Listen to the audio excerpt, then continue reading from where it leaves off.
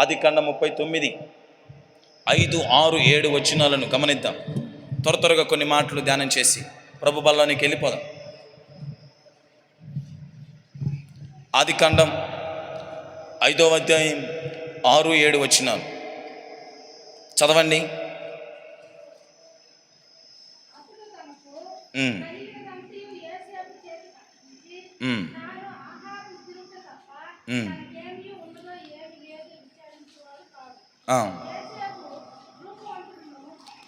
అక్క 49, 5, 6.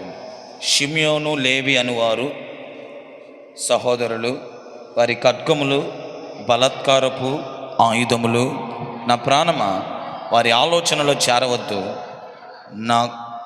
చదవండి. నా ఘనమా, వారి సంగముతో కలుసుకునవద్దు.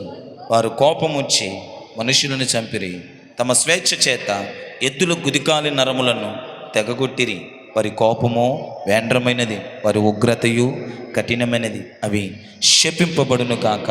యాకోబులో వారిని విభజించెదను, ఇశ్రాయేలులో వారిని చెదరగొట్టెదను. లేవి, షిమ్యోన్ అనబడిన ఈ సహోదరుల గురించి తన తండ్రి మాట్లాడుతున్నాడు. ఏ తండ్రి అయినా ఆశీర్వదిస్తూ ఉన్నట్టు మనం గమనిస్తాం. ఏ తండ్రి అయినా తన కుమారులను ఆశీర్వదిస్తూ దీవిస్తున్నట్టు మనం గమనిస్తాం. ఇక్కడ పరిస్థితిని గమనిస్తే తన తండ్రి అయిన యాకోబు లేవిని, షిమ్యోనును శపిస్తూ ఉన్నాడు. అది మనం గమనిస్తూ ఉన్నాను. ప్రాముఖ్యంగా ఈ పూట నేను మీతో పంచుకోదలిచినటువంటి మాట గత వారంలో కూడా మీకు తెలియపరిచాను. లేవిని దేవుడు క్షమించండి, యాకోబు అనబడిన తన తండ్రి రిక్కీ కూర్చోవాలి. మాయ్ కావాలి, కూర్చో. గమనించండి. లేవి అనబడిన ఈ వ్యక్తిని, ఆ గోత్రాన్ని తన తండ్రి అయిన యాకోబు శపిస్తున్నాడు. లేవి శపింపబడిన వాడుగా కనబడుతున్నాడు. శాపాన్ని పొందుకున్నవాడుగా లేవి మనకు కనబడుతున్నాడు. విందాం, జాగ్రత్తగా విందాం. శాపాన్ని పొందుకున్నవాడుగా లేవి, శపించబడుతున్నవాడుగా లేవి మనకు కనబడుతున్నాడు. ఇందాక నేను చెప్పాను, తన కుమారులని ఎవ్వరును కూడా తండ్రులు శపించరు. వారు ఒకవేళ చిన్న మిస్టేక్ చేసినప్పటికీ, చిన్న తప్పులు చేసినప్పటికీ క్షమించి ఆ కుమారులను దీవిస్తారు, ఆ కుమారులను ఆశీర్వదిస్తారు. ఇక్కడ యాకోబు మాత్రము తన గర్భాన పుట్టినటువంటి కుమారుడైన లేవిని శపిస్తున్నట్టు మనము గమనిస్తూ ఉన్నాం. అసలు ఎందుకు యాకోబు లేవిని శపిస్తున్నాడు? ఎందుకు యాకోబు లేవిని శపిస్తున్నాడు అని కాస్త మనం ఆలోచించగలిగితే ఓ చిన్నపాటి చరిత్రని మీ ముందు ఉంచుతాను. వినాలా? పెంచులమ్మ గారు, వెనకలు ఉన్నటువంటి లక్ష్మమ్మ గారు వినండి. ఎందుకు లేవిని తన తండ్రి అయిన యాకోబు శపిస్తున్నాడు? ఇశ్రాయేలులో నుంచి వారు విభజించబడుట మేలు, వారి సావాసం మంచిది కాదు, వారి సాంగత్యం మంచిది కాదు, వారి బ్రతుకులు మంచివి కాదు, వారు శపించబడుదురు అని తన తండ్రి అయిన యాకోబు లేవిని శపిస్తున్నాడు. 11 మంది కుమారులలో కొందరిని దీవించాడు.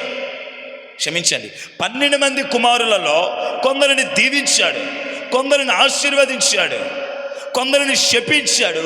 ఆ శపించబడిన వారిలో లేవి మనకు కనబడుతున్నాడు. ఎందుకు లేవిని శపిస్తున్నాడు?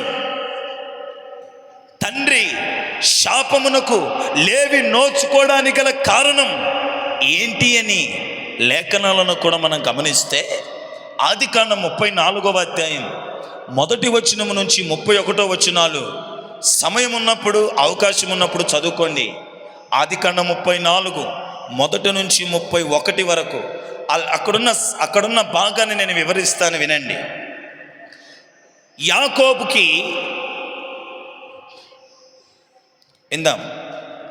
యాకోబు, వినండి నేను చెప్తాను, అక్కడున్న సందర్భాన్ని నేను చెప్తాను, మీకు అర్థమైపోద్ది. ఇస్సాకుకి ఇద్దరు కుమారులు, రాత్రి కూడా చెప్పాను. ఇద్దరు కుమారుల పేరేంటి? యాకోబు, ఏశావు. యాకోబు, ఏశావు ఈ ఇద్దరు ఇస్సాకు కుమారులు. యాకోబు ఏశావు అయిన తన అన్నని మోసం చేశాడా లేదా? చేశాడు.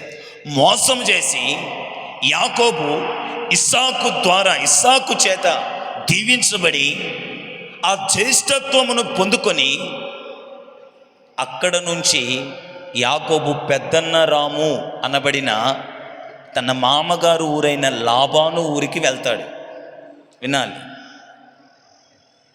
యాకోబు తన అన్నయ్య అయిన ఏశావును మోసం చేశాడు. ఒకరోజు ఇస్సాకు అన్నాడు, ఏశావు, నువ్వు అరణ్యానికి వెళ్ళి ఏదైనా నాకొక ఆ జంతువును పడగొట్టి నాకు మాంసం చేసి తీసుకురా, నేను తిని నేను దీవిస్తాను అన్నాడు. ఈ విషయము ఇస్సాకు భార్య అయిన రిబ్కా విని యాకోబుతో వెళ్ళి చెప్తుంది, రే నాన్నా, మీ నాన్న ఏశావు ఆయన నీ అన్నను దీవించడానికి ఇష్టపడుతున్నాడు. మీ అన్న వేటకు వెళ్ళాడు, వేటకెళ్ళి మాంసం పట్టుకొస్తాడు. ఆ మాంసం వండి మీ నాన్నకు పెట్టగలిగితే మీ నాన్న తిని మీ అన్నను దీవిస్తానన్నాడు. మీ అన్న వచ్చేలోకి నువ్వేం చేస్తావంటే, దొడ్డిలో మనకు మేకలు ఉన్నాయి, గొర్రెలు ఉన్నాయి, ఒక దాన్ని పట్టుకురా, వధించు తీసుకురా, నేను మాంసం సిద్ధపరుస్తాను. మీ నాన్నకు నచ్చినట్టుగా మెచ్చినట్టుగా మీ నాన్న ఆనందపడేటట్టుగా మసాలాలేసి గుమగుమగుమలాడేటట్టుగా నేను మాంసం సిద్ధపరుస్తాను, తీసుకెళ్ళి మీ నాన్నకు పెట్టు, మీ నాన్న తిని నిన్ను ఆశీర్వదిస్తాడు అని తల్లి అయిన రిబ్కా యాకోబు చెప్తే, యాకోబు అంటాడు, అమ్మా, మా అన్న రోమములు కలిగినవాడు, మా అన్న శరీరం అంతా వెంట్రుకలు రోమముతో నిండినవాడు, నేనైతే నునుపు చరము కలిగిన వాడను. మరి మా నాన్న కాస్త చూపు మందమై ఉండొచ్చు మా నాన్నకి, కానీ తవిడి చూసి రోమము కలిగిన వాడని నన్ను దీవించబోయి శపించేస్తాడేమో, మోసం చేస్తున్నానని అన్నాడు. తల్లి ఐడియా ఇచ్చింది, రే నాన్న, అది నేను చూసుకుంటా, నువ్వు పో అన్నది. మొత్తానికి వెళ్ళాడు, దొడ్డిలో ఉన్న ఒక గొర్రెను వధించాడు, మాంసం తీసుకొచ్చాడు, సిద్ధపరిచింది తల్లి. ఆ మేక ఆ బొచ్చు ఏదైతే గొర్రెను వాళ్ళు సిద్ధపరిచారో ఆ బొచ్చును తన చర్మానికి అంటించి తన తండ్రి అయిన ఇస్సాకు దగ్గరికి తీసుకెళ్ళాడు. ఇస్సాకు దగ్గర కూరిచ్చి భోజనం ఇచ్చి పంపించింది తల్లి. తండ్రి ఆ భోజనం అంతా తిని ఆనందించి సంతోషించిన వాడే. తండ్రి అనుకున్నాడు ఇతడు ఏశావు అనుకున్నాడు, కానీ వచ్చింది ఎవరు? యాకోబు. ఏశావు వేటకెళ్ళాడు, ఇంకా రాలా. తండ్రి అనుకున్నాడు నా కొడుకు మంచిగా భోజనాన్ని సిద్ధపరిచి మాంసాన్ని సిద్ధపరిచి తీసుకొచ్చాలే అనుకున్నాడు.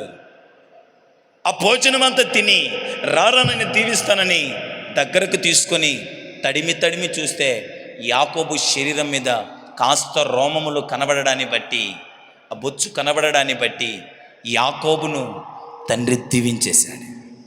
యాకోబును తండ్రిని దీవించేశాడు. యాకోబును తండ్రి ఆశీర్వదించాడు. యాకోబు జ్యేష్ఠత్వాన్ని పొందుకోగలిగాడు. మెట్టుకు కాసేపు అయిన తర్వాత తన అన్నయ్య అయిన ఏశావు కష్టపడి ఒక జంతు మాంసాన్ని పట్టుకొచ్చి, నానా ఇదిగో నేను మాంసం పట్టుకొచ్చాను, నన్ను తిని నన్ను ఆశీర్వదించు, ఇదిగో ఈ మాంసమును ఈ కూరను తిని నన్ను ఆశీర్వదించంటే ఇస్సాకు అంటాడు, రేయ్, ఇందాక నేను నిన్ను ఆశీర్వదించాను కదా, ఇందాక నేను దీవించాను కదా, మరలా దీవెనేంటి, మరలా ఆశీర్వాదం ఏంటి నాన్న నువ్వు చెప్పేది? నేను ఇప్పుడే అడవి నుంచి వెళ్ళి వేటాడి ఒక జంతు ఆ మాంసాన్ని పట్టుకొచ్చి దాన్ని వండి ఇదిగో నీ యొద్దకు తీసుకొచ్చాను, తిని నన్ను దీవించంటే తండ్రి అంటాడు, కాదురా, నీ తమ్ముడు మోసం చేసి నాకు వేరే కూరను మాంసప్పును వండి పెట్టి దీవెనలన్నీ నీ తమ్ముడు దోచేసుకున్నాడు రా అనగానే ఏశావు గుండె జారిపోయి, అయ్యో నా తండ్రి, ఒక్క ఆశీర్వాదం ఉన్నా నాకు ఇస్తావా? ఒక్క ఆశీర్వాదమును నాకు ఇస్తావంటే శాపములు తప్ప ఆశీర్వాదాలు నా దగ్గర ఏమి లేవు, కావాలంటే ఈ శాపాలు తీసుకోనని అన్నాడు. దాంతో ఏశావుకి కడుపు మండి కోపమును పగ పెంచేసుకొని ఎలాగైనా యాకోబుని చంపేద్దామని నడుము కట్టుకున్నాడు. ఈ విషయాన్ని గమనించినటువంటి తల్లి అయిన రిబ్కా, అయ్యో వీళ్ళిద్దరూ పోట్లాడుకుని ఎవడో ఒకడు చనిపోతే అది నా కడుపు వేదన, అది నా కడుపు బాధ, ఎలాగైనా ఇద్దరిని నా కొడుకులను కాపాడుకోవాలని, రే యాకోబు, నా అన్నయ్య అయిన లాబాను పెద్దనరాములో ఉన్నాడు, నువ్వు వెళ్ళి అక్కడే బ్రతుకు, అక్కడే ఉండని యాకోబును పెద్దన్నరాములో ఉన్నటువంటి తన అన్నయ్య అయిన లాబాను చెంతకు పంపిస్తుంది రిబ్కా. యాకోబు వెళ్ళాడు, పెద్దన్నరాములో ఉన్నటువంటి లాబాను దగ్గరికి యాకోబు వెళ్ళాడు. పెద్దన్నరాములో ఉన్నటువంటి లాబాను యాకోబుకి మామ అవుతాడు. ఈ మామగారికి 2 కుమార్తెలు ఉన్నారు. ఒక కుమార్తె పేరు లేయా, ఇంకొక కుమార్తె పేరు చెప్పండి, రాహేలు. మనోడు రాహేలును చూసి ఇష్టపడ్డాడు. మామ రాహేలునిచ్చి పెళ్లి చెయ్యి అన్నాడు. పెళ్లి చేస్తా కానీ మరేంటి అన్నాడు. ఏం చెయ్యాలి అన్నాడు. 7 సంవత్సరాలు కొలువు చెయ్యి అన్నాడు. మొత్తానికి 7 సంవత్సరాలు కొలువు చేసి పోయి మామ పిల్లని అన్నాడు. సరేలే అని చెప్పి అందరి పగులు మ్యారేజ్ జరిగితే మనోడికి రాత్రి మ్యారేజ్ జరిగింది. ఉదయం అయ్యేసరికి తను ప్రేమించినటువంటి రాహేలుని పెళ్లి చేసుకోలేదు, కానీ తను ఇష్టపడనటువంటి లేయా మెడలో తాళి కట్టేస్తున్నాడో, లేకుంటే ఆ కాల వివాహాలు ఎలా ఉన్నాయో అలా జరిగిపోయి ఉండొచ్చు. లేయాతో వివాహం చేసేసాడు. మామ దగ్గరకు వచ్చాడు. ఏ మామ, నేను చెప్పింది ఏంటి, నువ్వు చేసిందేంటి? నాకు రాహేలు ఇష్టమై 7 సంవత్సరాలు నీకు కొలువు చేస్తే నువ్వు నాకు రాహేలుని ఇవ్వకుండా లేయను జబ్బు కలదైనా లేయనిచ్చి పెళ్లి చేస్తావా? ఇది నీకు తగునా అంటే మామ ఒక చిరునవ్వు నవ్వి, అల్లుడు ఇట్రా అన్నాడు. అల్లుడు పక్కకు రాగానే అల్లుడితో మామ అన్నాడు, కాదల్లుడు, మాకు ఒక సాంప్రదాయం ఉంది. ఏంటి మామ నీ సాంప్రదాయం? పెద్ద కుమార్తె ఇంట్లో ఉండగా చిన్న కుమార్తెని ఎలా చేస్తారు? పెద్ద కుమార్తెకు మొదట పెళ్లి చేసి తర్వాతే చిన్న కుమార్తెకు పెళ్లి చేయాలి, అది మా సాంప్రదాయం అన్నాడు. అల్లుడు గుండె జారిపోయింది. మామ నా రాహేలే, మామ నా రాహేలు, నేను ప్రేమించిన రాహేలు, నా రాహేలు. యాకోబు ఏశావును మోసం చేస్తే లాబాను యాకోబును మోసం చేశాడు. ఏం విత్తాడో అదే కోశాడు. విందాం. ప్రతి జీవితం కూడా ఇలాగే ఉంటుంది. మనం ఒకరిని మోసం చేస్తే మనల్ని ఇంకొకరు మోసం చేస్తారు. నేను 10 రూపాయలు మిగిలినవి అనుకున్నాను ఒక చోట, 20 రూపాయలు దెబ్బేసింది ఇంకొక చోట. నేను అనుకుంటూనే ఉన్నాను, ఒరే నాకు 10 రూపాయలు మిగిలి అనేసరికి 20 రూపాయలు నూకేశాడు ఈడు దరిద్రుడు అనుకున్నాను. ఓ ప్రాంతంలో జరిగింది నాకు ఈ సిచ్యువేషన్. ఆ ఇల్లు కట్టేటువంటి సందర్భంలో 10,000 నాకు సేవ్ అయ్యాయిలే అనుకున్నాను. 10,000 నాకు సేవ్ అయ్యాయిలే నేను అనుకునేసరికి ఈడు వస్తువులు కొనేవాడు, ఆ వస్తువులను జయించేవాడు మాత్రం రూపాయికి 2 రూపాయలు వేసి 10,000 కూడా నా దగ్గర దొబ్బేశాడు. ఒక దగ్గర సేవ్ అయింది అనుకునేసరికి ఇంకొక దగ్గర పోతూనే ఉంది. ప్రపంచం అలాగే ఉంది. మనం ఒక చోట మోసం చేస్తే ఇంకొకరి చేతిలో మనము మోసపోతూనే ఉన్నాం. మొత్తానికి మోసం చేశాడు. లాబాను యాకోబుకు తగ్గట్టే మోసం చేశాడు. మామకు తగ్గ అల్లుడికి తగ్గ మామ దొరికాడు యాకోబుకి. అలా జరిగింది. మరలా లేయ కొరకు రాహేల కొరకు ఇంకొక 7 సంవత్సరాలు కష్టపడి మామ నాకు రాహేలునిచ్చి పెళ్లి చేయి అన్నాడు. మొత్తానికి యాకోబు లాబాను రాహేలునిచ్చి, విన్నానా నా సైడ్ చూసి వినండి, రాహేలునిచ్చి పెళ్లి చేస్తారు. ఇద్దరిని పెళ్లి చేసుకున్నటువంటి యాకోబు ఈ ఇద్దరిని పెళ్లి చేసుకొని తద్వారా కొంత సంతానాన్ని సంపాదించుకొని కొంత ఆస్తిని కూడా సంపాదించుకున్నాడండి. ఆస్తిని కూడా సంపాదించుకొని అక్కడ నుండి బయలుదేరాడు యాకోబు. లాబానులో ఉన్నాడు కదా, 14 సంవత్సరాలు పనిచేశాడు, 7 సంవత్సరాలు పనిచేశాడు, మరలా 7 సంవత్సరాలు పనిచేశాడు. 14 సంవత్సరాలు కష్టపడి తన మామ దగ్గర కొన్ని ఆ ఆస్తిని సంపాదించుకొని 2 భార్యను తీసుకొని తమకు పుట్టిన పిల్లలందరిని తీసుకొని యాకోబు లాబానుకు చెప్పకుండా ఆ తట్ట పుట్ట సర్దేసి రాత్రికి రాత్రి ఆ ప్రయాణాన్ని కొనసాగించేశాడు. యాకోబు వెళ్ళిపోయాడు. లాబాను ఇంటికి వచ్చేసరికి యాకోబు లేడు. యాకోబు తిరిగి ప్రయాణమైపోయాడండి. యాకోబు తిరిగి ప్రయాణమైపోయి మరలా ఎట్టికేలకు యాకోబు ఎక్కడికి వెళ్తాడు? షెకెము అనబడిన ఒక ప్రాంతానికి వెళ్తాడు. వినాలి జాగ్రత్తగా, ఇక్కడి నుంచి వినండి. షెకెము అనబడిన ప్రాంతానికి యాకోబు వెళ్తాడు. అక్కడ అక్కడికి వెళ్తాడు. ఆ తర్వాత అక్కడ దీవించబడతాడు. ఒక రాత్రి అంతా పెనుగులాడతాడు. అదంతా అయిపోద్ది. అదంతా అయిపోయిన తర్వాత షెకెము అనబడిన ఒక ప్రాంతంలోకి వెళ్ళి యాకోబు నివసిస్తుంటాడు. ఇందాం ఇక్కడి నుంచి మనకు అవసరం.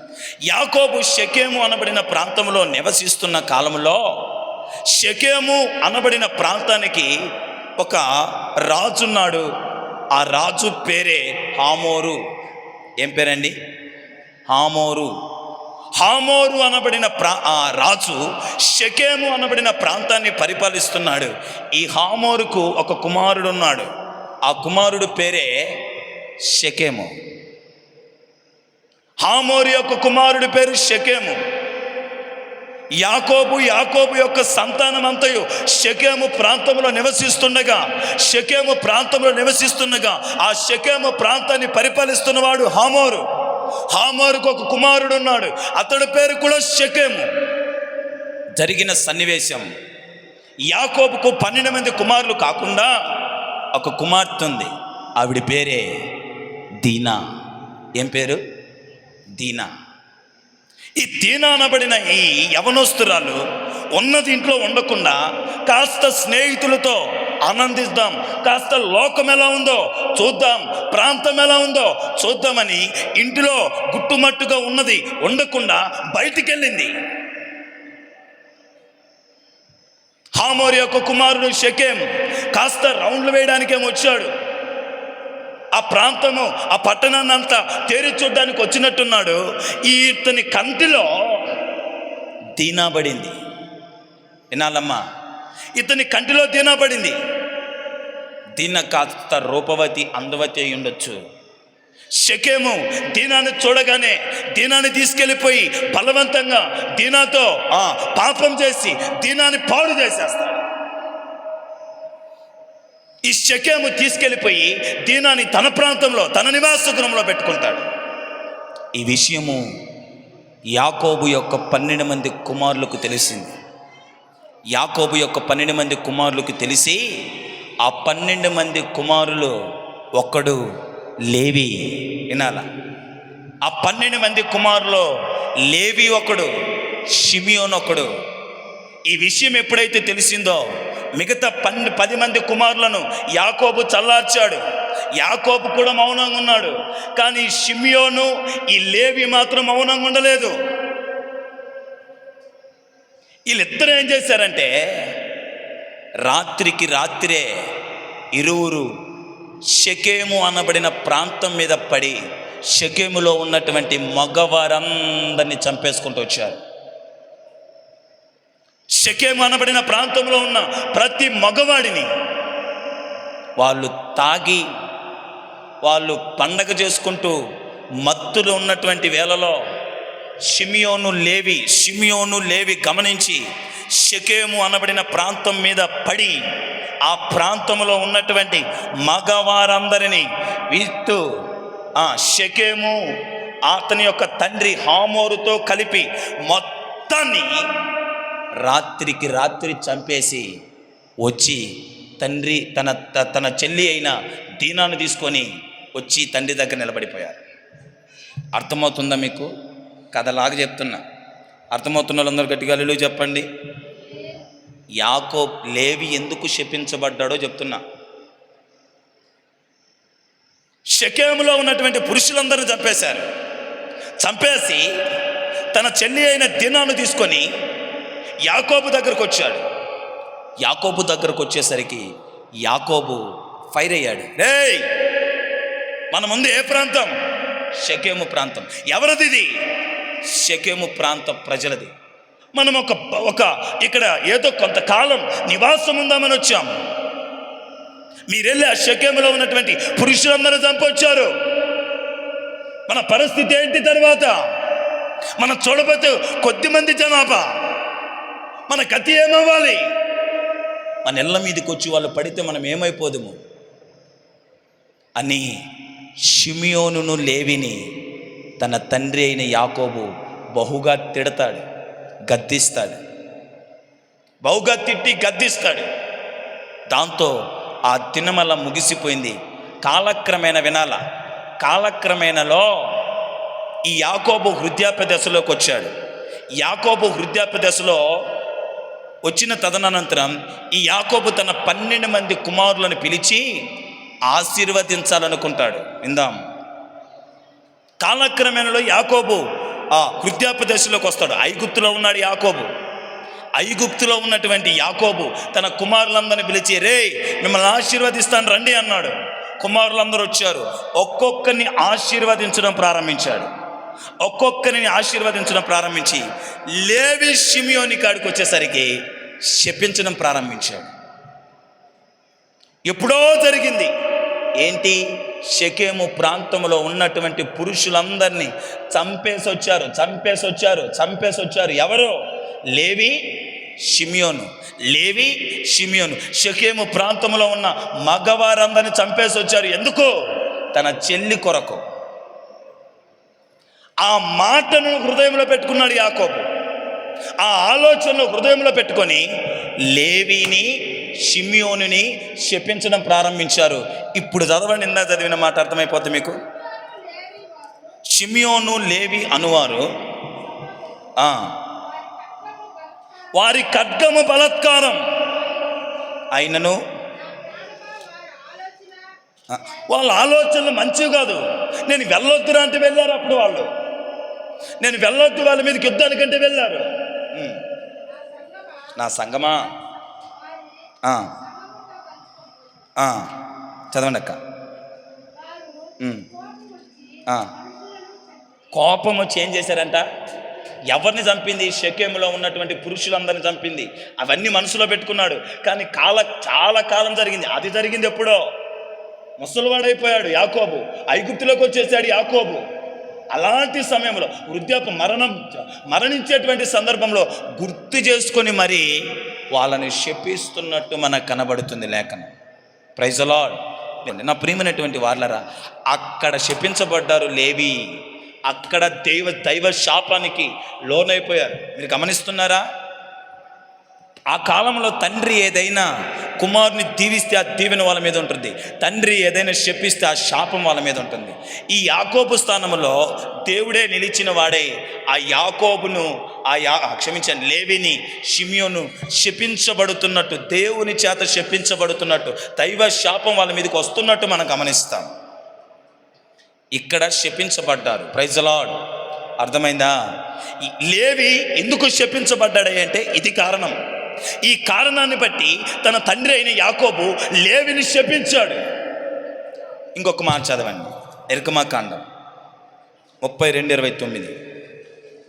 నిర్గమకాండం 32:29. ఎలయనగా మోషే వారిని చూసి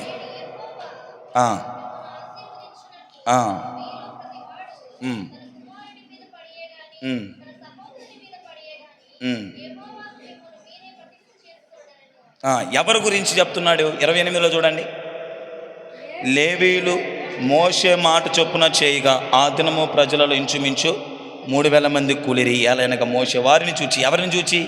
లేవీయులను చూచి, నేడు తన కుమారుని మీద పడియే కానీ తన సహోదరుని మీద పడియే కానీ యెహోవా మిమ్మల్ని మీరు ప్రతిష్ఠిత చేసుకోండి. చాలు.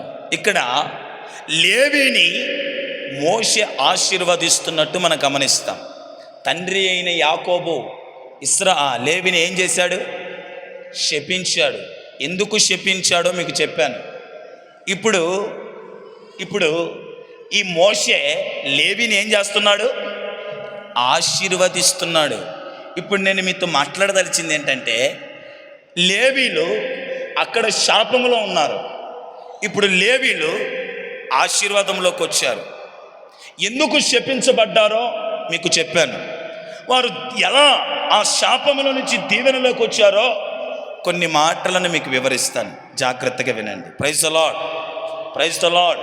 చూడండి, వాళ్ళు ఎందుకు శాపములో నుంచి ఆశీర్వాదంలోనికి వారు ఎలా వచ్చారు, ఆ శాపములో నుంచి దీవెనలోనికి వాళ్ళు రావడానికి గల కారణం ఏంటి, యాకోబు దగ్గర నుంచి మోషే దగ్గరకు అసలు ఏం జరిగింది కాస్త మనం గమనించి చూడగలిగితే, చూడండి నిర్గమాకాండం 32:26. నిర్గమాకాండం. అందుకు మోషే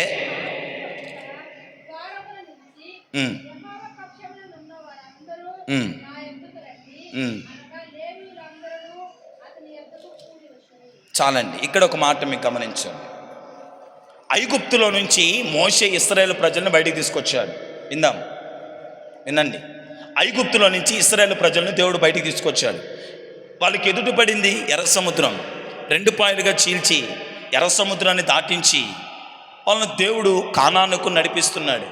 సరిగ్గా సీనాయి పర్వతం, రాత్రి కూడా చెప్పాను మా వినాలా, సీనాయి పర్వతం దగ్గరకు వచ్చేసరికి దేవుడు మోషేతో అన్నాడు, మోషే నువ్వు కొండెక్కిరా, నీతో మాట్లాడాలన్నాడు. మొత్తానికి మోషే దేవుడు రమ్మన్నాడు కదా అని చెప్పి కొండెక్కాడు, సీనాయి పర్వతం ఎక్కాడు దేవుడితో మాట్లాడడానికి. దేవుడు కొండ దగ్గరకు దిగి వచ్చాడు. మోషేతో దేవుడు మాట్లాడుతూ 10 ఆజ్ఞలు ఇస్తూ ఉన్నాడు. 40 రోజులు అయిపోయింది, మోషే కొండెక్కి దిగి రావట్ల. 40 రోజులైంది, మోషే కొండెక్కి దిగి రావట్ల. దేవుడు మోషేతో మాట్లాడుతున్నాడు. మోషే ఆ మాటలు వింటూ మైమరిచిపోయి ఆకలి తప్పులని దాహమును విడిచి దేవుడు చెప్పే మాటలని శ్రద్ధగా వింటూ ఉన్నాడు. ఈలోగా కింద ఉన్నటువంటి ఇశ్రాయేలు ప్రజలు, ఐగుప్తులో నుంచి ఇశ్రాయేలు ప్రజలు తీసుకొచ్చాడు కదా, ఎర్ర సముద్రాన్ని దాటించి తీసుకొచ్చాడు కదా. సీనాయి పర్వతం వచ్చేసరికి మోషేను పైకి రా అన్నాడు. మోషే ఒక్కడే పైకి వెళ్ళాడు. మిగతా వాళ్ళందరూ ఆడున్నారు, కొండ కింద ఉన్నారు. మిగతా వాళ్ళంతా కొండ కింద. వీళ్ళు ఏం చేశారంటే 2 రోజులు చూశారు, 10 రోజులు చూశారు, 20 రోజులు చూశారు. పోయిన మోషే తిరిగి రావలా. మోషే రాకపోయేసరికి వీళ్ళ ఆలోచన ఒకటి మెదిలింది. మోషే ఇంకా రాలేదంటే మోషే ఎత్తబడినట్టున్నాడు కనుక ఇంకా మనం ముందుకు వెళ్ళాలి కదా. ఎల్లకాలం ఈ సీనాయి పర్వతం దగ్గరే మనం ఉండలేం కదా. మన గోల్, మన గమ్యం కానాకు మనం ముందుకు సాగాలంటే ఎలా అని మోషే యొక్క అన్నయ్య అయిన అహరోను ఉన్నాడు. ఈ అహరోను ఏం చేశాడంటే, మనం ముందుకు వెళ్ళడానికి మీ చెవులకు, మీ కాళ్ళకు, మీ ఒడ్డెనలో మీ బంగారంతా తీసుకురండి అన్నాడు.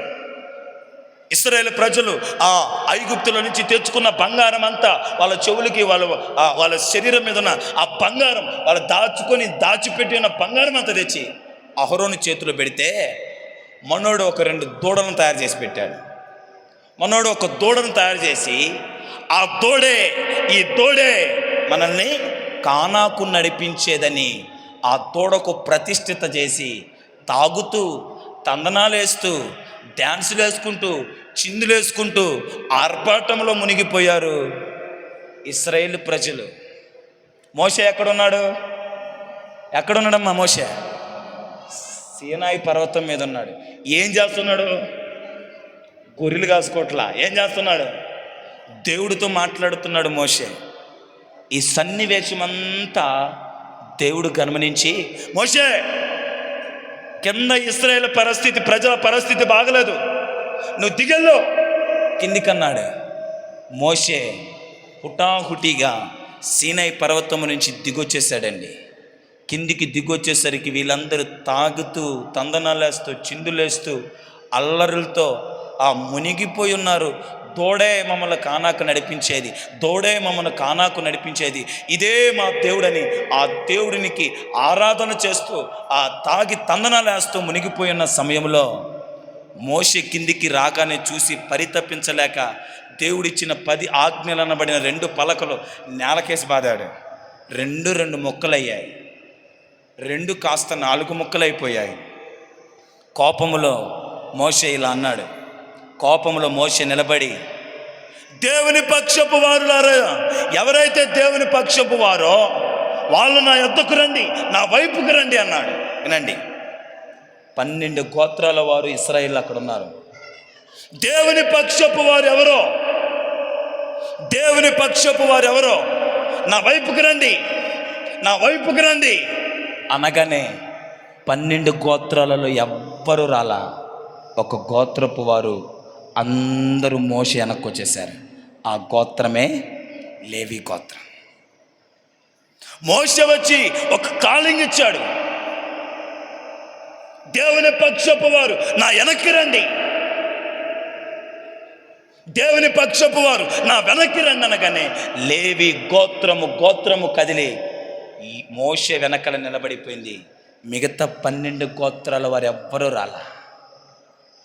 ఈ శపించబడిన లేవీలు, ఈ శాపాన్ని మోస్తున్న ఈ లేవీలు, శాపం అనే కాడి క్రింద ఉన్న ఈ లేవీలు ఆశీర్వాదములోనికి ఎలా వచ్చారయ్యి అంటే, ఇక్కడ ట్రన్ అయింది వాళ్ళ వ్యవహారం.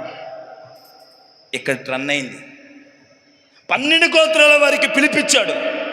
దేవుని పక్షపు వారైతే నా వెనక్కి రండి అంటే, లేవి గోత్రికులు మాత్రమే మోషే వెనక్కి వచ్చారు. వాళ్ళు దీవించబడడానికి ఇది మొదటి మెట్టు. గట్టిగా చప్పట్లు కొడదాం, ప్రభుని కనబడదాం. గట్టిగా వాళ్ళు దీవించబడడానికి ఇది మొదటి మెట్టు. శాపములో ఉన్నారు వాళ్ళు. తన తండ్రి అయిన యాకోబు శపిస్తే ఆ శాప నార్థాన్ని మోస్తూ, ఆ శాప సంఖ్యలలో, ఆ శాప బంధకాల్లో, ఆ శాప కట్లలో, ఆ శాప కాడి కింద నలుగుతుంటే వాళ్ళు ఆశీర్వదించబడడానికి ఒక అవకాశం దొరికింది. ఒకే ఒక అవకాశం. బాగా సద్వినియోగపరుచుకున్నారు. ఏంటి అవకాశం? మోషే పిలిచాడు, దేవుని పక్షపు వారైతే నా వెనక్కి రన్ననగానే లేవి గోత్రం అంత వచ్చారు. దేవుని దీవెన పొందుకున్నాను. శాపములో ఒకవేళ ఈరోజు నువ్వు ఉంటే, శాప కాడి కింద నువ్వు బ్రతుకుతుంటే, శాపములో నువ్వు మ్రగ్గిపోతుంటే, దైవ శాపం లేకుంటే నీ పితరుల శాపములో నువ్వు నలిగి సొమ్మసిల్లి కృంగిపోతూ బలహీన పడుతూ, నీ బ్రతుకులో దీవెన నోచుకోలేక, నీ బ్రతుకులో ఆశీర్వాదం చూడలేక, నీ బ్రతుకంతా దిక్కు తోచని స్థితిలో శాప కాడి క్రింద అనారోగ్యాలతో నలుగుతూ నీ జీవితం నడిపించబడుతుంటే నీకొక శుభవార్త.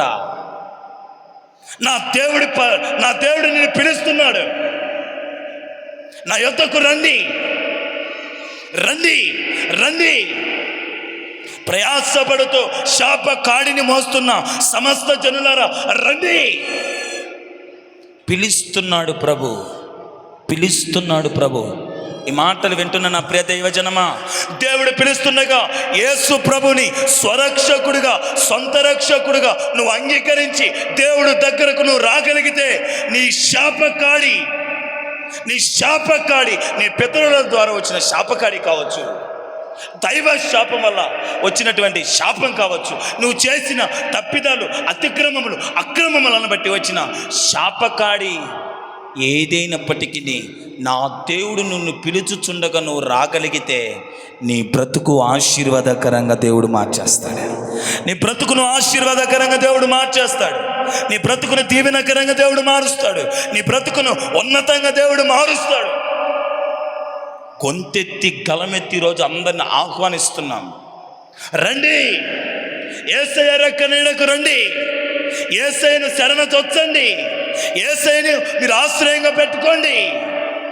మీ భవిష్యత్తులో మీ బ్రతుకులు దీవెనకరంగా ఉంటాయని అనేకులకి ఈరోజు దేవుని సువార్తను ప్రకటిస్తుంటే ఏం చేస్తున్నారు? దేవుని వాక్కును, దేవుని సువార్తను, దేవుని పిలుపును ఏం చేస్తున్నారు? తృణీకరిస్తున్నారు. దైవ పిలుపును తృణీకరిస్తున్నారు. దైవ పిలుపును విడిచిపెడుతున్నారు. దైవ పిలుపును త్రోసేస్తున్నారు. ఇంకా దేవుని యొద్దకు రాని వారు ఇక్కడ ఎవరైనా ఉంటే, నా దేవుడు మిమ్మల్ని పిలుస్తున్నాడు. ఇన్నిసార్లు నా దేవుడు పిలుస్తున్నా, నువ్వు జమలేదు, లెక్కలేదు, నువ్వు బుద్ధిహీనంగా ఉన్నావంటే జాగ్రత్త సుమా. ముందు ప్రసంగాల్లో కూడా నేను పిలిచాను. ముందు ప్రసంగాల్లో గతం కాకుండా అవతల వారంలో దేవుడు పిలవలేదా? రక్షింపబడండి, మారు మనసు పొందండి, బాప్తిసాలు పొందండి, పరిశుద్ధతను కలిగి బ్రతకడం ఆరంభించండి అని పిలుపునిచ్చాను. యవనస్తులకైతే పేర్లు పెట్టి పిలిచాను. మరలా ప్రభు ఈరోజు కూడా మీతో మాట్లాడుతున్నాడు. రండి, నా యొద్దకు రండి, నేను మిమ్మల్ని దీవిస్తాను, నేను మిమ్మల్ని ఆశీర్వదిస్తాను అని నా దేవుడు మిమ్మల్ని పిలుస్తున్నాడండి. ఈరోజైనా ఈ పిలుపుకి లోబడతావా? ఈరోజైనా ఈ పిలుపునికి లోబడి యేసు ప్రభుని స్వరక్షకుడిగా అంగీకరించి నీ పాపములను యేసు రక్తముతో కడుక్కొని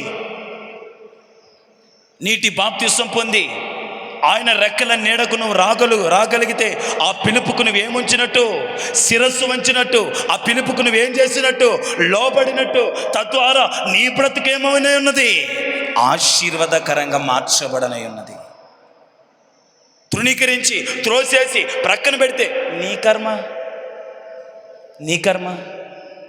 ఈ పిలుపుకు శిరస్సు వంచండి, ఈ పిలుపుకు లోపడండి. దేవుడు మిమ్మల్ని పిలుస్తున్నాడు. నా పక్షానికి రండి, నా వద్దకు రండి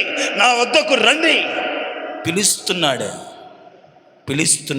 వస్తావా మరి ఈరోజు? ఇంకా యేసు ప్రభు నొద్దకు రాని వాళ్ళు, యేసు ప్రభును అంగీకరించిన వాళ్ళు, యేసు ప్రభు అంటే ఇంకా తృణీకరిస్తున్న వాళ్ళు, ఎన్నిసార్లు పిలిచినా లోపడని వాళ్ళని మరలా దేవుడు పిలుస్తున్నాడు. రమ్మని, ఆయన రెక్కలకు నీడకు రమ్మని పిలుస్తుండగా ఆ శక్తితో లేవీలు వలె నువ్వు రాగలిగితే నీవు దీవించబడతావు. గట్టిగా చప్పట్లు కొడతాం. మొదటి మాట పూర్తయిపోయింది. రెండవ మాటలోకి వెళ్దాం. నిర్గమకాండం 32వ అధ్యాయం 29. సమయానుకూలంగా కొన్ని మాటలు చెప్పేసి వెళ్తున్నాను. ఏలయనగా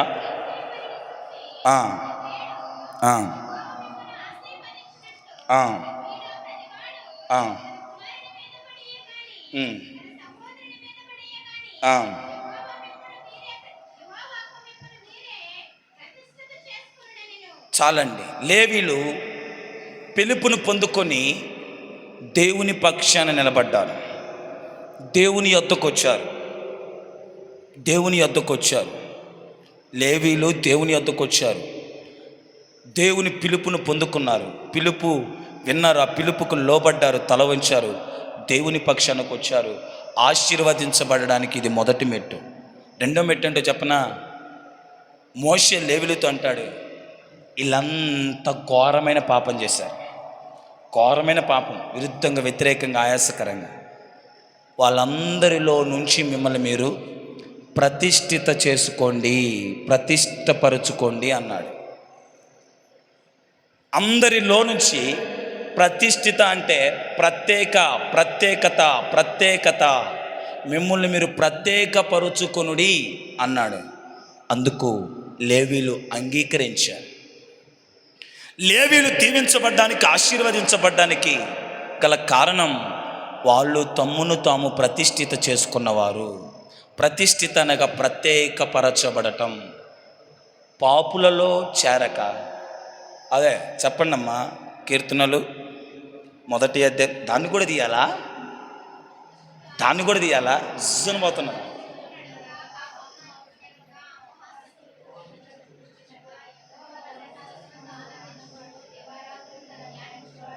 ఆడే ప్రతిష్ఠిత చేసుకున్నవాడు. మీరు చెప్పారే, దుష్టుల ఆలోచన చెప్పున ప్రతిష్ఠిత చేసుకోవడం అంటే అది. పాపుల మార్గమున ప్రత్యేకంగా ఉండటం అంటే అది. అపహాసకులు కూర్చున్న చోటున ప్రత్యేకపరచబడ్డం అంటే అది. యెహోవా ధర్మశాస్త్రం అనగా వాక్యాన్ని ధ్యానం చేస్తూ దేవుడితో కలిసి సహవాసం చేయగలడం, ప్రత్యేకపరచుకోవడం, ప్రతిష్ఠిత చేసుకోవడం. బాప్తిసాలు తీసుకున్న వాళ్ళు, రక్షణ పొందిన వాళ్ళు, మారు మనసు పొందిన వాళ్ళు, ప్రతిష్ఠిత లేని వాళ్ళు ఇంకా మీరు చాలామంది ఉన్నారు. మీకు తెలిసినది, మీరు బాప్తిసాలు తీసుకున్నారు, క్రీస్తు యొద్దకు వచ్చారు, ప్రభు చెంతకు వచ్చారు, పిలుపును పొందుకున్నారు. పిలుపును పొందుకొని పిలుపుకు లోబడి మిమ్మల్ని మీరు ప్రభు చెంతకు వచ్చారు, దేవుని దగ్గరకు వచ్చారు. మీకు లేదు ప్రతిష్ఠత. ప్రతిష్ఠత అంటే ఏంటి చెప్పనా? పాపుల మార్గం చారక, అపహాసకులు కూర్చున్న చోటు కూర్చుండక, ఇంకా ముందుది దుష్టుల ఆలోచన చొప్పున నడవక, దుష్టుల ఆలోచన చొప్పున నడవద్దు. దుష్టులు ఇచ్చే ఆలోచన చొప్పున మనం నడవద్దు.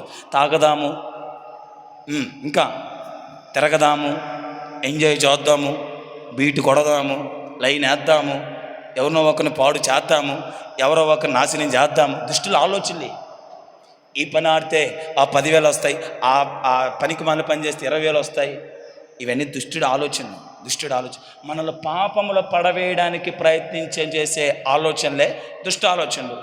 వాటి నుంచి మనం ఏమవ్వాలా? ప్రత్యేకంగా ఉండాలి, వాటికి దూరంగా ఉండాలి. ఆ ఆలోచనలకు ఉండకూడదు.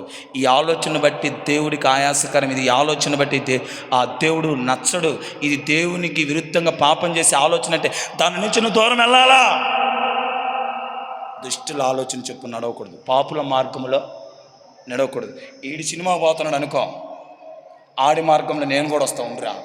1వ తేదీ ఇంకా చాలా రోజులు ఉంది కానీ ప్రభు బల్లా తీసుకోవడానికి, ప్రభు బల్లలో చేయడానికి చాలా రోజులు ఉంది కానీ ఈలోగా సినిమాకు నేను వస్తా ఉండు. వెళ్ళేవాడే పాపుల మార్గమున నడిచేవాడు. 6 అబద్ధాలు చెప్పి 4 రూపాయలు సంపాదిస్తుంటే నీవు 4 అబద్ధాలు చెప్పి 40 రూపాయలు సంపాదిస్తే పాపుల మార్గమున ఆడు మోసగాడైతే అడుగు జాడలో నువ్వు నడిస్తే పాపుల మార్గం నడిచిన వాడు అవుతాం. పాపుల మార్గం మనం నడవకూడదు. ఎలా ఉండాలా? ప్రత్యేకంగా ఉండాలి. అది ప్రతిష్ఠిత. అపహాసకులు కూర్చుండే చోటు వాడేదో ఆడు కూర్చొని దారిని పోయే దానమ్మను కానించి ఆ అపహాసపు మాటలు, ఎక్కిరింపుతో కూడిన మాటలు, ఎగతాళితో కూడిన మాటలు, బళ్ళో కూర్చొని పిల్లలకి, సండే స్కూల్ పిల్లలకి, కోయర్ పిల్లలకి పాటలు నేర్పడానికి, డాన్సులు నేర్పిస్తున్న పిల్లలు కూర్చొని నవ్వుతున్నారంట. కొంతమంది ఎక్కిరిస్తున్నారంట. తిట్టకూడదు కానీ ఇంకో వాళ్ళని గౌరవిస్తున్నాను. కాస్త సెన్సు, జ్ఞానము, బుద్ధి, వివేకం ఉపయోగించండి. లేరులే వాళ్ళు కూర్చుంటారంట. పిల్లలు కాస్త డాన్సులు నేర్చుకొని, లేకుంటే ఆ కోయర్ నేర్చుకొని ఇంటికి వెళ్తూ ఉంటే అక్కడ కూర్చొని, బళ్ళో కూర్చొని ఎగతాళి చేస్తారంట, నవ్వుతారంట, ఎక్కిరిస్తారంట. కాస్త జ్ఞానం ఉండాలి. డాన్సులు వేసే వాళ్ళని, పిల్లలు కోయర్ నేర్చుకునే వాళ్ళ పిల్లల్ని ఎక్కిరియడం ఏంటి? నీ కూతురు లాంటి వాళ్ళు కదా, నీ కడుపును పుట్టిన బిడ్డలు లాంటి వాళ్ళు కదా. నీ కూతురు నడుస్తుంటే అట్లా మాట్లాడతావా? నీ కొడుకులు నడుస్తుంటే అట్లాగే మాట్లాడతావా? నీ కూతురు అయితే ఒకటి, పక్కోడు కూతురు అయితే ఒకటే. పనికి మాలిన ఆలోచన. అపహాసకులు, దయచేసి అలాంటి వాళ్ళ చోటను ఉండొద్దు. వాళ్ళు చేసే పాపంలో నువ్వు కూడా పాలిభాగస్తుడు. వాళ్ళు పాపం చేస్తుంటే ఆ పాపంలో నువ్వు పాలిభాగస్తుడివే. పిచ్చి షటైర్స్ వేసుకొని కాలయాపన కోసం వ్యర్థమైన మాటలు, కాలయాపన కోసం పనికిమాలిన మాటలతో ఇతరులను వాడు బాధపడి, వాడి వేదన చెంది, వాడు హృదయం ద్రవించిపోతున్న ఆలోచన ఏమీ లేదు. నీ సరదా కోసం, నీ సంతోషం కోసం ఇతరులు బాధపడినా, ఇబ్బంది పడినా, కృంగిపోయినా పర్వాలేదు. షటైర్లు, ఎగతాళులు, తమాషా, జీవితాలతో ఆటలాడటం అంటే అదే. నువ్వు నవ్వుతావు, నువ్వు ఎక్కిరిస్తావు, నువ్వు హేళన చేస్తావు. ఇంట్లోకి వెళ్ళి వాళ్ళు కుమిలేడుస్తారు. పొరపాటున హత్యలో చేసుకుంటే ఇలాంటి గొడవలు పడితే ఏంటి పరిస్థితి? జరగకూడదు ఏదైనా జరిగితే అపహాసకులు కూర్చుండే చోటు కూర్చోవద్దు. యవనస్తులు, మీ స్కూళ్ళకి వెళ్ళినప్పుడు విద్యార్థులు జాగ్రత్త, మీ యవన బిడ్డలు జాగ్రత్త, చదువుకునే బిడ్డలు. స్కూళ్ళలో ఈ మధ్య డబల్ వర్డ్స్, ఎగతాళ్ళు, ఎక్కిరింపులు సరదాగా ఉంటాయి, తమాషగా ఉంటాయి. పొరపాటును కూడా అట్టి వాటితో మీరు ఏకీభవించకూడదు. ఎక్కడ లేరు యవన బిడ్డలు? Balaji AD, Abhishek AD, Wilson AD? బయట కూర్చొని ఉన్నారా? పొరపాటును కూడా ఇతరులను చూసి అపహాసించొద్దు, ఎక్కిరించొద్దు, ఎగతాళి చేయొద్దు, నవ్వొద్దు. అది మన పని కాదు, అది మన అలవాటు కాదు. ఉన్నత స్టడీలకు వెళ్తున్నారు, బయట ప్రపంచం అంతా చాలా ఘోరాతి ఘోరంగా కల్ముషముతో నింపబడిపోయి ఉంటుంది. క్లాసులలో టీచర్ల మీద సెటైర్లు, క్లాసులలో మంచి అమ్మాయిల మీద సెటైర్లు, వీళ్ళే తమాషాలు. ఇది అనుకుంటారు మేము గొప్ప అని. కాదురా, నువ్వు తిప్ప. నీకు తెలియట్లేదు. నీకు నువ్వు ఇలా షటైర్లు వేయడాన్ని బట్టి, ఇలా కామెడీలు చేయడాన్ని బట్టి, ఇలా జోకులు వేయడాన్ని బట్టి, ఇతరులను దూషించడాన్ని బట్టి, ఇతరులను ఎక్కిరించడాన్ని బట్టి, ఇతరులను అపహాసించడాన్ని బట్టి నువ్వు అది గొప్ప అనుకుంటావు. కాదు. మిమ్మల్ని చూసిన వాళ్ళు ఏమనుకుంటారు చెప్పనా? పనికి మాలినోడీడు అనుకుంటారు. ఇది రైట్. ఆ బ్యాచ్లో మన బిడ్డలు ఉండకూడదని నా మనవి. ఉన్నత స్టడీస్కి వెళ్తున్నారు, ఉన్నత చదువులకు వెళ్తున్నారు, జాగ్రత్తగా బ్రతకండి. ఈ మాటలు మీ హృదయాల్లో పెట్టుకొని మీరు ఉన్నతమైన చదువుల విషయాల్లో ఉండాలి. ఎందుకంటే మేము అక్కడి నుంచి వచ్చాంగా. టీచర్స్ని కూడా బూతులు మాట్లాడతారు, అమ్మాయిలను అయితే పచ్చి బూతులు మాట్లాడతారు. అలాంటి బ్యాచ్లలో మీరు ఉండకూడదురా. అలాంటి బ్రతుకు మీరు బ్రతకూడదు, అలాంటి ప్రవర్తన మీరు ఉండకూడదు. అలాంటి వాళ్ళకు మీరు ఎలా ఉండాలా? దూరంగా ఉండాలి. ప్రత్యేకపరచబడడం అంటే అది దుష్టుల మార్గాన్ని వెళ్ళకూడదు, పాపుల మార్గం నిలవకూడదు, అపహాసకులు కూర్చున్న చోటు కూర్చున్నగా ప్రత్యేకంగా ఉండాలా. అది ప్రత్యేకపరచబడటం అంటే. బాప్తీసాలు తీసుకున్నారు కానీ ఏమి లేదు, ప్రత్యేకత నీకు లేదు. ఈరోజు నేను బ్రతుకు మార్చుకో, ఈరోజు నుంచి నేను జీవితాన్ని మార్చుకో, ఈరోజు నేను నీ స్థితిగతిని మార్చుకో. ప్రత్యేకంగా బ్రతకడం నువ్వు అలవార్చుకుందువు కాక. 2 మాటలు చెప్పాను. ఒకటి, లేవీలు ఆశీర్వదించబడుట కారణం ఏంటి? ఒకటి, ప్రతిష్ఠిత చేసుకోవడం. 2, దేవుడి పిలుపుకు లోబడ్డం. 2, తమ్మును తాము ప్రతిష్ఠిత చేసుకోవడం. ఈ 2 కారణాలను బట్టి శాపముల నుంచి వాళ్ళు దేంట్లోకి వచ్చారు? ఆశీర్వాదంలోకి వచ్చారు. ఇంకొకటి ఉంది, సమయం లేదు కాబట్టి ముగిస్తున్నాను. అదేంటయ్యా అంటే, ఫినెహాసు గురించి మీకు చెప్పాను. ఫినెహాసు ఒక లేవీయుడు, ఒక లేవి గోత్రానికి చెందినవాడు. ఈ ఫినెహాసు ఇతనేం చేస్తాడంటే, మోయాబీలలో కొంతమందిని ఆ ఇశ్రాయేలు వారితో పాపం చేస్తా ఉంటే ఫినెహాసు ఒక ఖడ్గం ఎత్తుకొని పోయి ఆ పాపం చేసే వాళ్ళని పొడిచి చంపేస్తాడు. దేవుడు అంటాడు, నేను వారవలేనిది ఫినెహాసు వారవలేడు, నేను వారవలేనిది అతను వారవలేడు. ఇక్కడ మనము వీళ్ళు దీవించబడడానికి ఇంకో కారణం ఏంటంటే, ఈ లేవీలు పాపాన్ని చంపేసే తత్వం కలిగిన వాళ్ళు. ఫినెహాసు లేవి గోత్రానికి చెందినవాడు. మోషే, అహరోను వీళ్ళంతా లేవీలు. ఈ గోత్రానికి చెందినవాడే ఫినెహాసు. పాపం ఇశ్రాయేలులో జరుగుతుంది. మోషే నిలబడి చూస్తున్నాడు, అహరోను నిలబడి చూస్తున్నాడు. మోయాబీ స్త్రీతో పాపం చేస్తున్నాడు ఒకడు ఇశ్రాయేలీయుడు. ఎవడు ఆపట్లా, ఎవడు అడ్డుపడట్లా, ఎవడు ఎదిరించట్లా. ఫినెహాసు ఒక లేవీయుడు అయినా ఈ ఫినెహాసు చూస్తూ ఊరుకుండలేదు. చేతిలో ఉన్న ఒక బల్లం, ఒక ఖడ్గాన్ని ఎత్తుకెళ్ళిపోయి, ఒక సోలం ఎత్తుకెళ్ళిపోయి ఆడి కడుపులో పొడిస్తే ఆడి కడుపులో నుంచి బయటకు వచ్చిందంట సోలం. దేవుడు బాధపడలా. దేవుడు అన్నాడు, నేను వారవలేనిది ఫినెహాసు వారవలేడు అని. అక్కడ ఫినెహాసును దీవిస్తాడు, అనగా లేవీలను దీవించబడతారు. పాపాన్ని చంపేసే తత్వం కలిగిన వాళ్ళు లేవీలు. 3వ మాట అది. పాపాన్ని చంపేయాలి, పాపాన్ని పెంచి పోషించకూడదు. ఎప్పటికప్పుడు పాపాన్ని ఏం చేయాలా? చంపేయాల పాపాన్ని. కొలస్సీ పత్రికలో ఉంటుంది, జారత్వమును, విగ్రహారాధను, అపవిత్రతను చంపేయండి. మనలో ఉన్న పాపాన్ని చంపేసి ప్రభు బలలో పాలుభాగస్తులం అవ్వాలి. పాపాన్ని నీ హృదయంలో పెట్టుకొని, పాపాన్ని నీ హృదయంలో ఉంచుకొని పాపాన్ని జరిగిస్తా. ప్రభు బలలో చేయి వేయొద్దు. ప్రభు బలలో చేయి వేయాలంటే ముందు నీ హృదయంలో, నీ మనస్సులో నీవు చేసిన పాపాన్ని చంపి ప్రభు బలలో చేయి వేయి.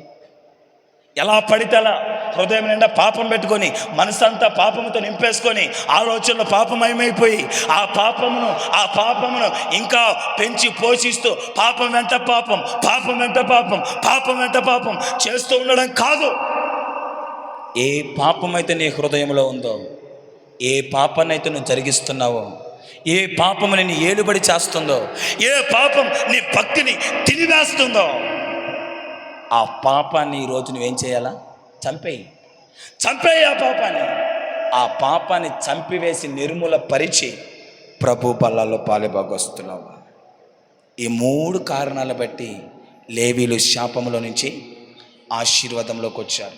ఈ 3 లక్షణాలు మనలో ఉంటే మనము కూడా శాపములో నుంచి దైవాశీర్వాదంలోనికి ప్రవేశిస్తాం. చెప్పండి ఒకసారి చివరిగా, పిలుపుకు లోబడిన వారు, ప్రతిష్ఠిత చేసుకున్నవారు, పాపాన్ని చంపేసిన వారు, ఈ లక్షణములు మనము కలిగి ఉందుముగాక.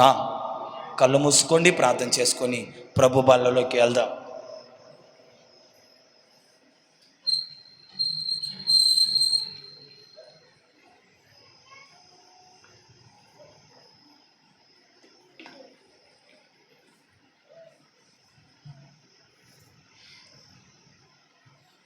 చిన్న ప్రార్థన చేసుకొని ముగించుకుందామా? అయ్యా రండి అయ్యా, కొంచెం ఇది ఆపుదురు. చిన్న ప్రార్థన చేసుకొని మనం ముగించుకుందాం. ప్రభు బల్లలోకి వెళ్దాం. చేసుకోండి. ప్రభు